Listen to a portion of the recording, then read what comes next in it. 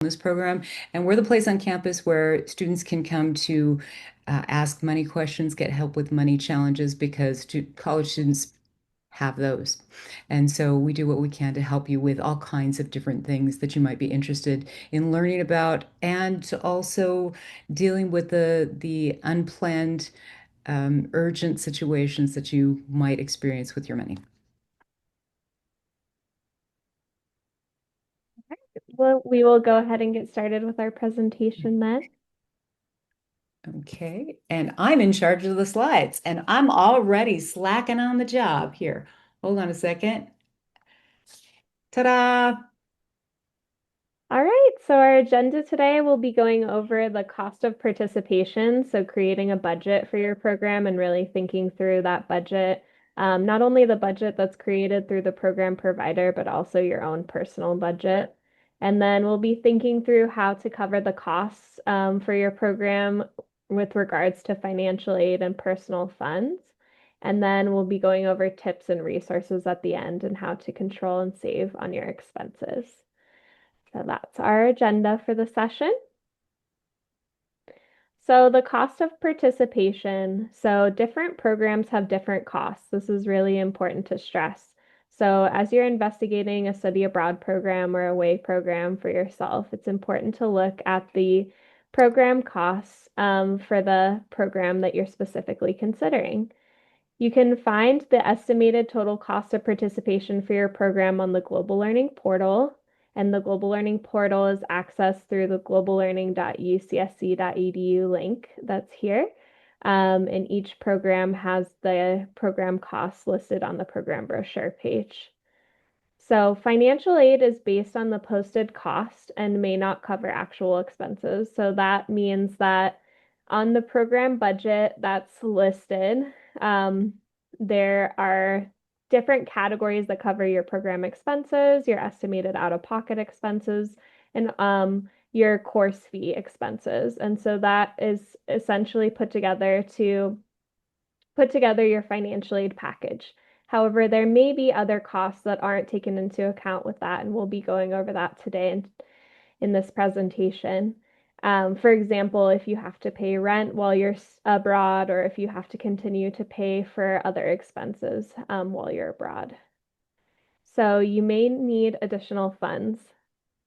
Um, so we're going to be looking at a couple programs today, and one of them is the Summer in Contemporary Mexico through UCAP. And we wanted to just show you how we broke apart the program costs. And this is based on the web page through UCAP. And it's based on someone who is a California resident who started at UCSC in 2025. So program budgets can be altered based on the year or the cohort in which you started, as well as the program type. So this is for UCAP specifically. We have three categories listed here on the presentation slide, one of which is the program fees and tuition, and that is 5,569. We'll be seeing shortly when we look at the program budget in detail how that is broken up into parts. And then the estimated additional costs are 2,400, and we will be looking at how that is broken apart as well.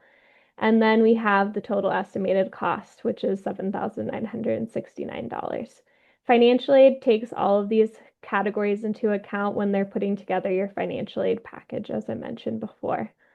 And a little note that program costs change year by year, so it's important to check the program costs for the year in which you're choosing to go.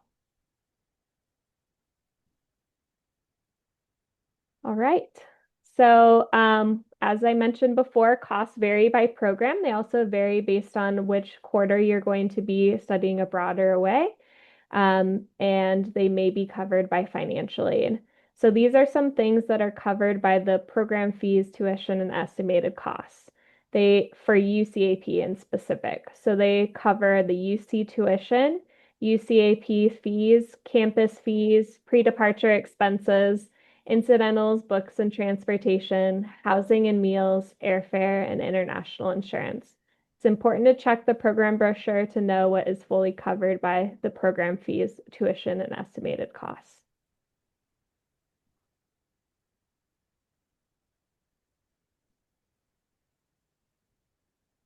So we're also going to be talking about estimated personal expenses, which are not covered by financial aid. And your costs are going to vary by your lifestyle, what you like to do, what sort of hair care and skin care you have, how many times a week you like to go out to eat, things like that. Um, Now, personal expenses are not included in the total cost of participation. Um, and and these are the kinds of expenses that aren't covered by financial aid. So the airline ticket price over the program budget. So there is an airline ticket price within the budget, but if it's going to cost you more, that extra amount is something that you would have to pay for out of pocket. And when I say out of pocket, it refers to out of your wallet or out of your bank account. It's your own personal funds. Eating out and entertainment. Now, Sarah, I thought you said something about there being some situations where eating out is covered. Is that true? So, for example, we're looking at the UCAP budget for global seminar programs. Sometimes meals are included in some of the estimated out-of-pocket expenses. So each program type has a different program budget. So just keep that in mind as you're looking through the programs. Okay. Also day and weekend trips. If you want to run around and look around the countryside, then that's something they're going to have to pay for. Clothing, shoes, souvenirs, gifts for people at home, laundry, and personal care items, your toiletries, the hair and skin care, things like that. Your phone, and also any kind of expenses that you have to pay for while you're away. You may have a rental that you can't sublet. And so you might have to pay rent at home. You might have to pay utilities. You might have loan and credit card bills that you have to pay. So it's really important to take those into account. So we're going to build a sample budget, and I am sending you this in the chat because I thought it would be a good way to get this out to you. And I'm also going to show you this budget right here. And I always think it's helpful to do something like a live demonstration or at least a live review of it. So let's do that. So, so over here on the left, this is the sample UCEAP budget and some notes to clarify what we're looking at. So we're looking at for the available quarters. So when can you go on this excursion? You can't always go to the program that you want when you're going to go to it. For example, Contemporary Mexico, that's a summer quarter program. University of Barcelona is fall. Quarter units, different quarter units depending upon the program. So pay attention to that too, and especially pay attention to it if you are relying on financial aid, because when you are expecting financial aid to pay for certain costs, you have to take a certain number of units over a certain period of time. The Contemporary Mexico is 11 units. Now, the time period may be enough to receive financial aid, but you have to have 12 units to get your full financial aid owed for that quarter. So really pay attention to that. Are there scholarships on both of these?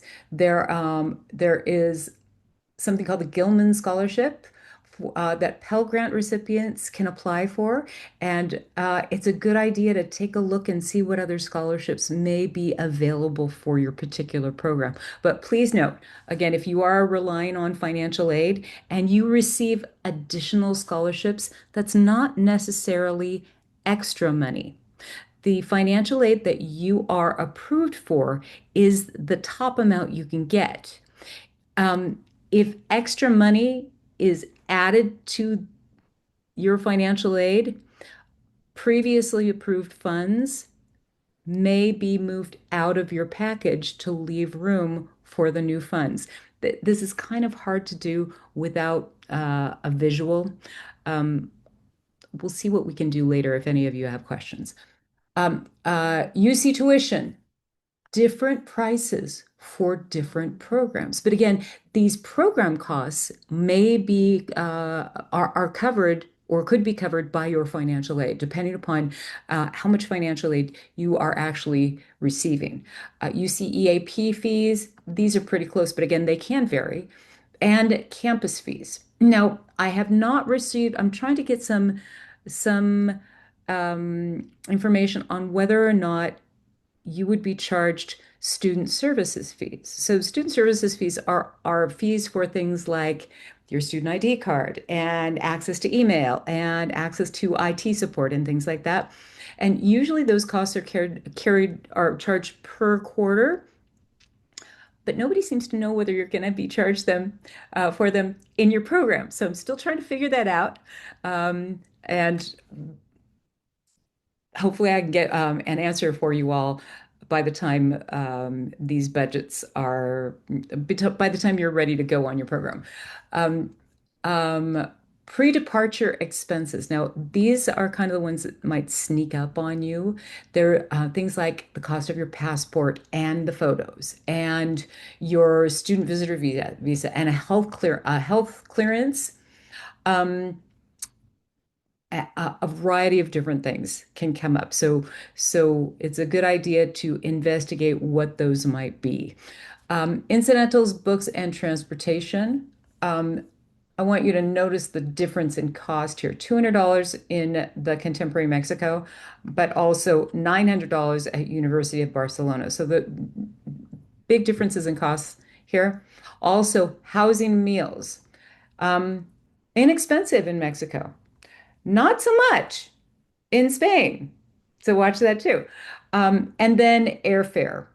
Now, to remember that rates for airfare fare are subject to change and they're influenced by market conditions. So t sometimes they're a lot higher than than at other times during the year. So if you think you're going to be going doing a study abroad program, you might want to start monitoring airfare early. Okay. And then with each of these programs, we have a grand total at the bottom. Oh, and there's a global learning application fee and UC ship if you are going to need that type of insurance.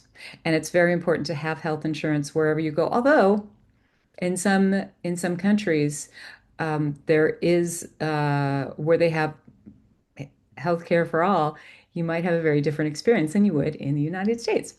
So this, all of these costs are potentially covered by your financial aid, depending upon how much financial aid you receive. Our next part, it looks at those expenses that you may not have covered by financial aid. And as we do this, I'm going to put some things in here that I didn't put in here before. So it's live modification. There we go. So we're looking at, okay, so let's start over on the left here and let me bump this up so you can really look at this. I don't have costs in here for Barcelona or Mexico. That, so you'd need to research, but I want to go over the categories with you so you'll know kind of what to look for. So let's look at personal expenses, academic supplies, um, your tablet or computer, pens, pencils, whatever you need, travel gear, a backpack. Some countries are much more rainy or they're snowy, and you have to be prepared for that. One of the students who works in the Slug Sense program recently went to the Netherlands, and they were very concerned about the type of shoes to get. And they were talking about the very wet, cold weather. And I said, well, instead of buying something here, why don't you find out what things cost over there and then consult with the people who actually know what the weather conditions are before you buy something? If that's an option for you, it might be something to think about. Buying some of your supplies over there, especially travel gear, where in the country where they can recommend the things that they use. Your phone. And And make sure ahead of time that your phone plan handles international calling or that you have another option. So you might go into WhatsApp and call through WhatsApp and that's not going to, I don't think that has any fees at all, but just check into that and make sure that you don't end up with some surprise charges on your phone bill. Your laundry because laundry, and additional toiletries. Now, when you first go into a country, unless you have super specialized products that you absolutely must have, you might want to look at taking less of that and then purchasing things when you get over there. Um, it- Toiletries, if purchased in bulk, can take up a lot of room in your luggage, and the more luggage you have, the more you're going to have to pay to have your luggage transported. So keep that in mind. Extracurriculars and excursions. That's the fun stuff like day trips, weekend trips, roaming around the country. Um, Independent travel, that kind of fits together, but you can break up these two depending upon how you want to categorize things. Um, Clothing, gifts, and souvenirs, of course, dining out, entertainment, socializing, and leisure activities. I'm noticing that these there are some overlaps in here, but really keep these general categories in mind. And if you want to add more categories, then do it. With a budget, you can determine how you want to organize your expenses, and that should be in a way that makes sense to you. So if everything's under entertainment, and that includes independent travel and extracurricular activities, okay. Um, At-home payments. Make sure you look at all of those. And a good place to find those is in your monthly statement for your checking account or your credit card or the account transactions. Take a look at those and see what your recurring payments are. Rent in the US, utilities, if you have to pay for those things, then you'll need to budget those in. An international student ID card, this is optional but recommended. And it's a good idea to look into this because sometimes you can get some great student discounts, but only if you can prove that you're a student. And then some emergency funds. This is the part of the budget that I call the everything else, because try as we might, we cannot plan for all expenses. Um, it just, something's going to come up. So it's always a good idea to have some money set aside for contingency purposes. And also a suggestion, plan for a certain amount, but you may want to increase that because when we don't know how much it's going to cost, sometimes it's a good idea to plan for a little more than we think we will spend. It makes it easier that way. Best case scenario, you'll have extra money. Worst case scenario, you're closer to enough. So look into these. And then, woo, okay. And then down here, you can determine your sources of funds, both financial aid and additional scholarships, family contributions, personal savings, um, selling art on Etsy, whatever you can do to raise money for your program. This calculator will give you a gap, the financial gap. It looks like I need to fix this one, but I can do that for you while we're still in this. So make sure you click into that link again at the end of this presentation, and those things should be fixed. I also want to offer you a one more link. Um, But I think I'm going to do that in just a minute. Let's get back to our presentation and let's see.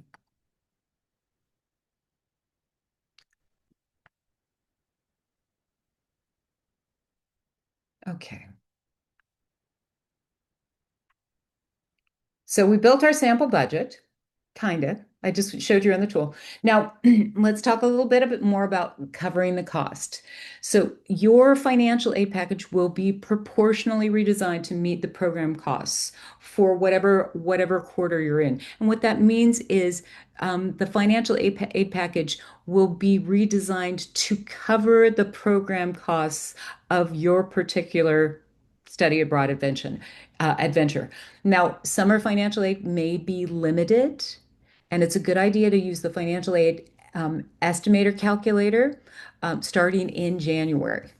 And meet with and it's also a really good idea to meet with a financial aid person at least 2 quarters before your program starts to determine your aid eligibility and to make sure that all of your questions are asked. You don't want to get down to getting on the plane and realizing that you don't have enough financial aid or that you still have to do something to get that aid.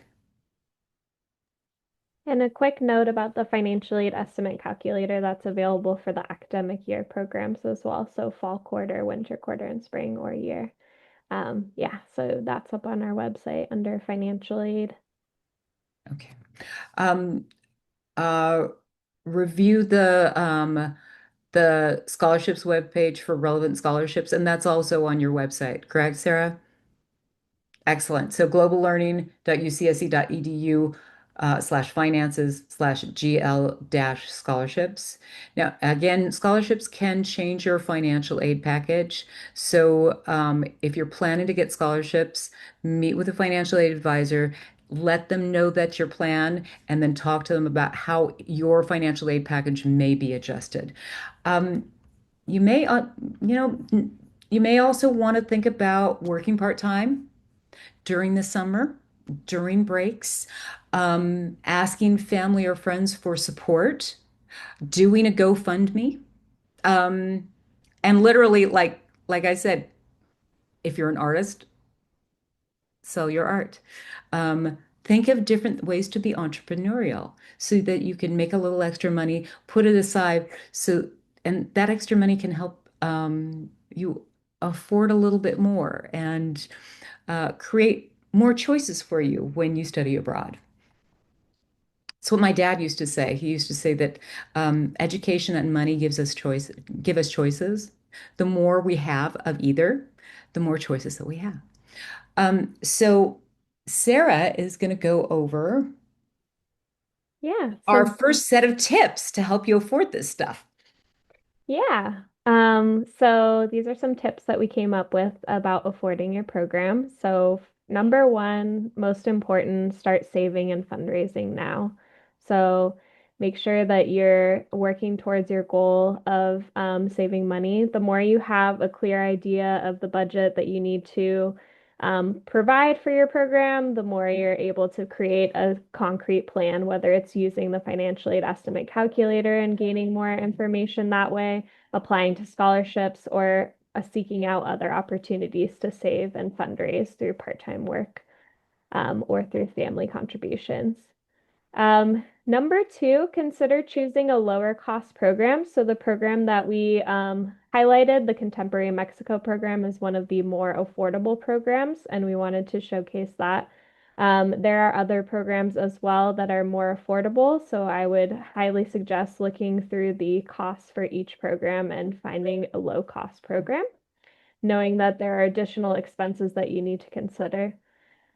Number three, start budgeting and tracking expenses. So, as you're preparing for your global learning program, make sure to do one of the budgets like we just showcased, and then also track the expenses as you are paying for them. So, for example, you may track that you've paid the application fee, you may track that you have purchased clothing for your trip, um, things of that nature, so you can keep track of how much you are spending.